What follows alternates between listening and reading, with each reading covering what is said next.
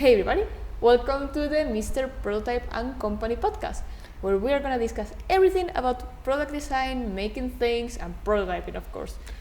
And this week we're gonna tell you about the process.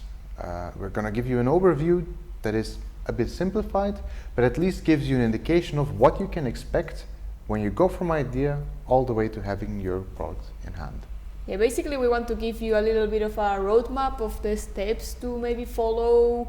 Yes, again, like always, this is our advice, this is our perspective, but in this one I think is quite unanimous that everybody will agree in part. You have different ways of doing it, but yes. So the first step that you of course need to start with is the idea. Yeah, let's say that while working or while practicing your favorite sport, you stumble upon a great idea or maybe in your sleep, in a dream, whatever. You need to have that idea. We will for sure maybe make another podcast about how to generate those ideas, but let's say that you have it. Then what's next? Well, usually the most important thing to start doing when you have that idea is to try to define it and start gathering information. Because usually you will know a little bit about the sector you have the idea in, because an idea doesn't come out of nowhere. It's typically related to something that you know about. But it's usually only a part of that sector that you know about. So it's very important to start researching into that direction of like what already exists, what are the needs, what typically goes around it. It's just gathering information and knowing more to then be able to say, this is exactly what I want.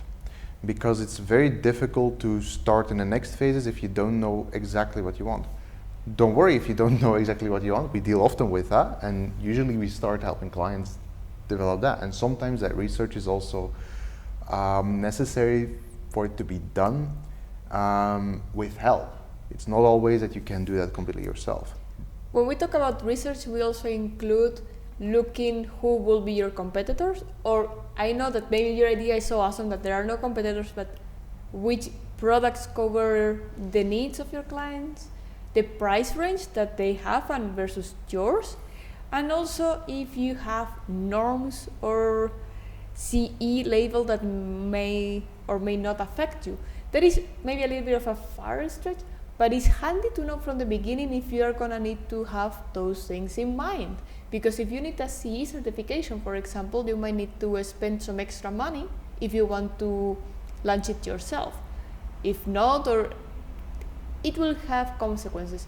Here we encourage you to get ready, know your project, and start just exploring it. Devour information. Yeah. And on the competitor thing, it's really think broad. For example, I would say that a calculator is a competitor to an iPhone, because you often use your phone to do calculations. So you could say that it's the other way around as well, but I mean, more relevant the other way around. But in all honesty, it is still a competitor, because if the calculator is closer than my phone, I might use a calculator, right? Even though it's a completely different thing.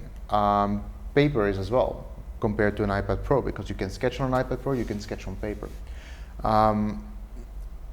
Think of competition not just as this doesn't exist, but what could fulfill a similar function. Yeah. Also, of course, maybe check patents, if there are already patents related with your idea. Because maybe you don't see the products in the market, but there are patents behind it or other utility models or things. And of course, try to Google in different languages. And if you have trouble finding patents yourself, this is something that patent offices are happy to help you with, to do a research about. Like, I have this rough idea what exists in this sector. They will help you with that.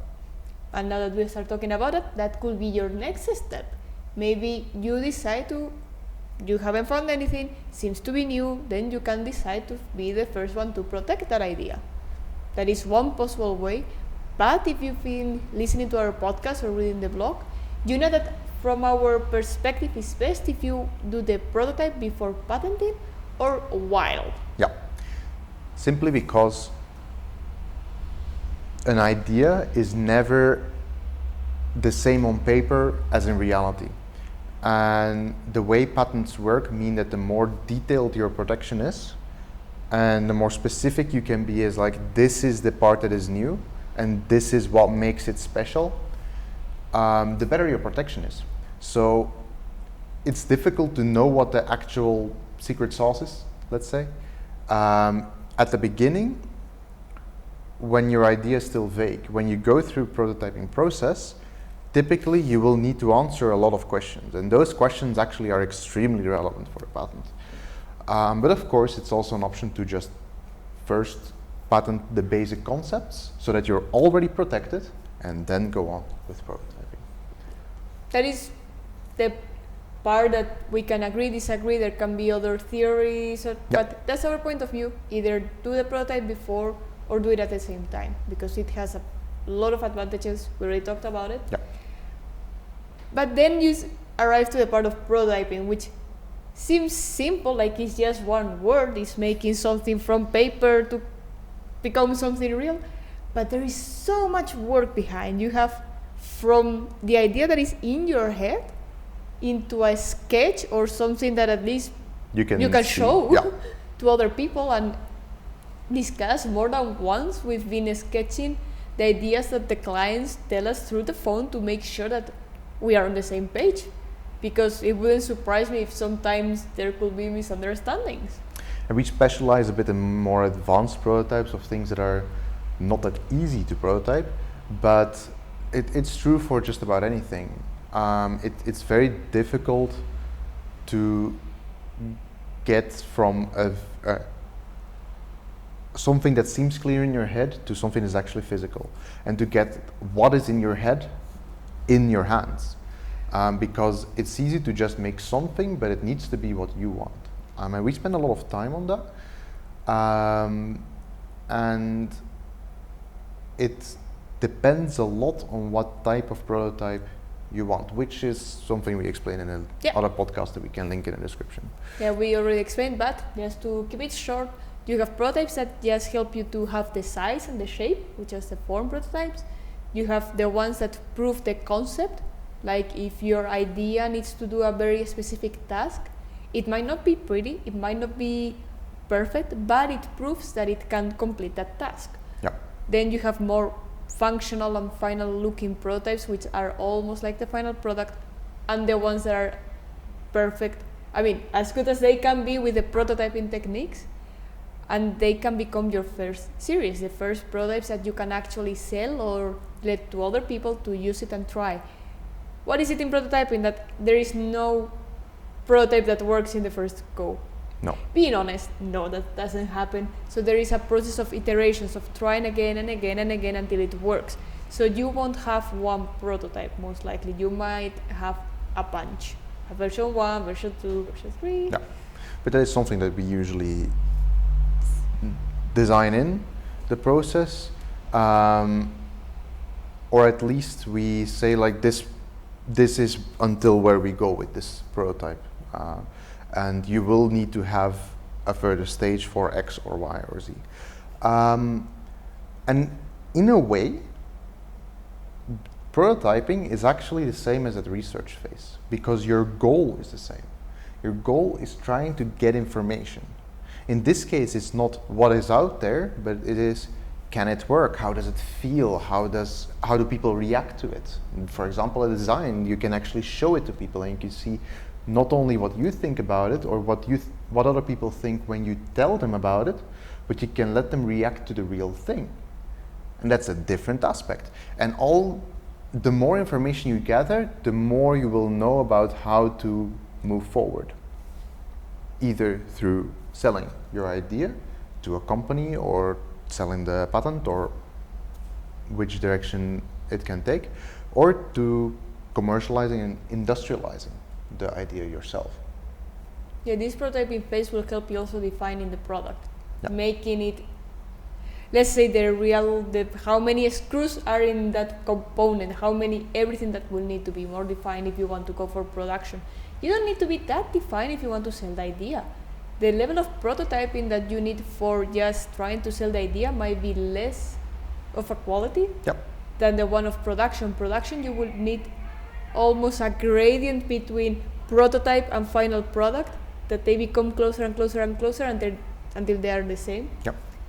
The only thing that they might differ is the production technique, but you need to have things that are almost like the final product before you go to production.